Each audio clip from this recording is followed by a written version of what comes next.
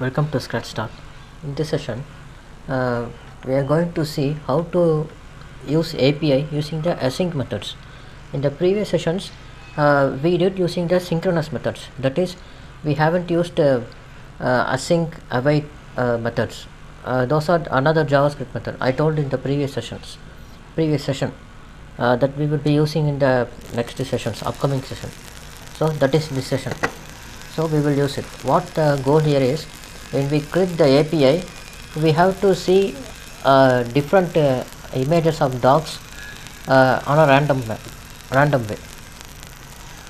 So first I will create the variables using the identifiers. First variable is for button,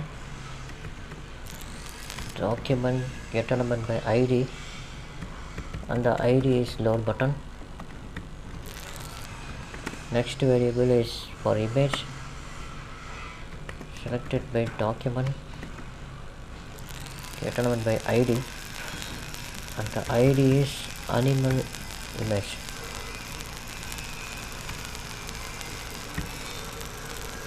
And then the final third variable is for loading, selected by document get element by ID, and the ID is loading. So that's all. Now we have to include the API. Now when will the picture will appear? Only when we click the button. Click this get random dog button. So for that we will select the button and give an add event listener. The event is click. Give an async method, async function.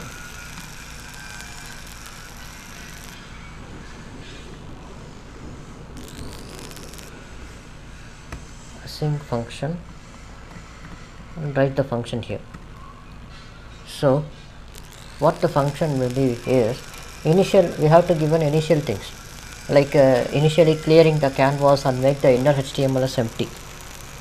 Here we have to change the loading text content into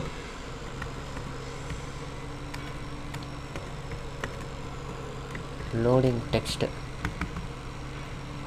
Next we have cleared the text, make it an empty string in previous session. Here we are doing using the images. So select the image and change its source to empty. Now I am using try function, try method. This is the one main block that executes the thing. In the previous session, what we exactly used here is then method. You can see, wait a minute, I open and I will show you.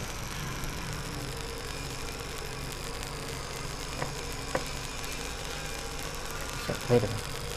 So it's okay. Here we have used then methods, that is the promises method. Here if we use the promises in actual scenarios, actual web development scenarios, you will be using a lot of promises and it will be really confusing to catch up with the promises. You will be using lot of nested loops, nested promises, and it can create a lot of confusions. For that purpose we are using the async function. There is a difference between the synchronous function and asynchronous function. The difference is throughout all this problem, before this problem, throughout all these days we are using the synchronous methods. That is, line 1, line 2, line 3, line 4, it will appear in that order, in a sequential order. But async function is, it will come execute this, and it can, if it is needed, can go to the straight to some line 100, and then it will come to line 11 if it wanted to. That is purely based on how we write the code and how we write the logic and the execution sequences and everything. So that is the main use of asynchronous function. We can literally orchestrate the program, orchestrate the browser functions. That is the real big advantage of this asynchronous function. So now we have to import the API. So for that I am creating variable called response. if we can remember the previous session, we have used response as a parameter, so it can cause confusion. So we created a unchangeable variable using const method. So using await method, I'm fetching the API. Let's paste the API from here.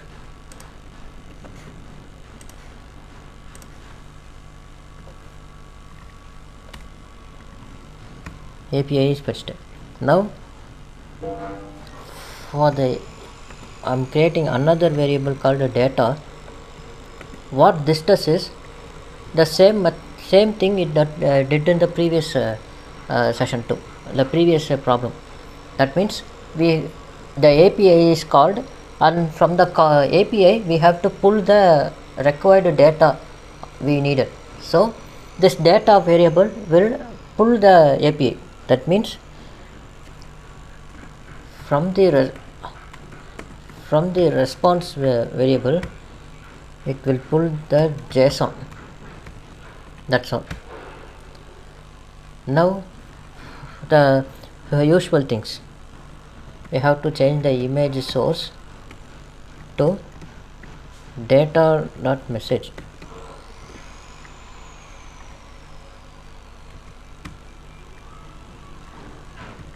And then loading to text content.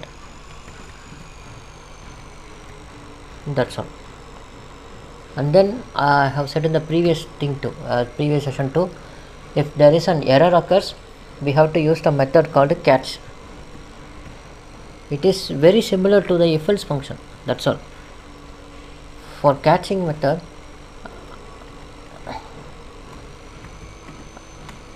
I'm using the loading variable and changing the text content.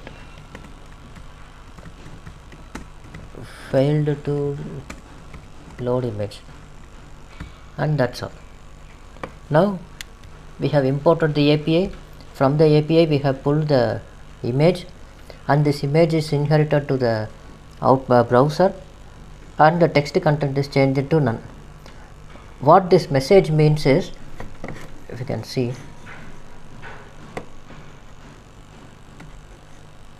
this is the API. See, this is a message.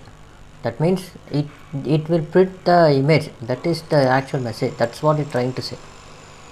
So we have already now we have finished the code. Now let's reload.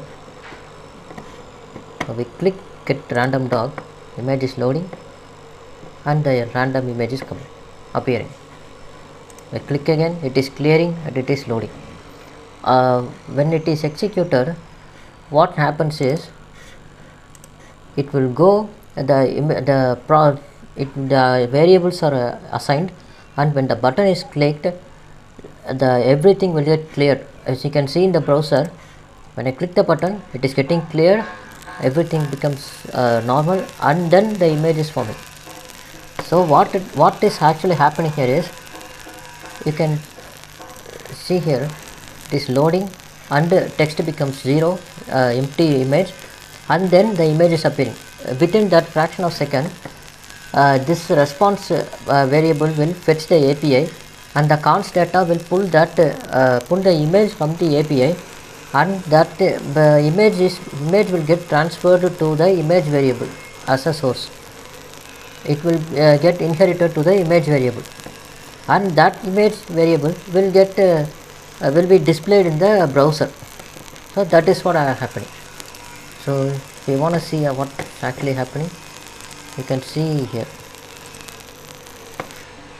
See, when I click, it is changing. See, the source source getting deleted, that is the previous source is getting deleted, and then the another image source where link is created. See, that is what happened. So async function, it is an important operation or method or a technique we use in front-end development mostly, even in back-end too, for different things, but mostly with my knowledge, mostly front-end. When I learn backend, I will improve my knowledge and have wide scope of knowledge about this. So that is it for today. And if you like my work, please consider subscribing and sharing. And that is it for today. I will meet you guys in the next session. Thank you. Have a nice day.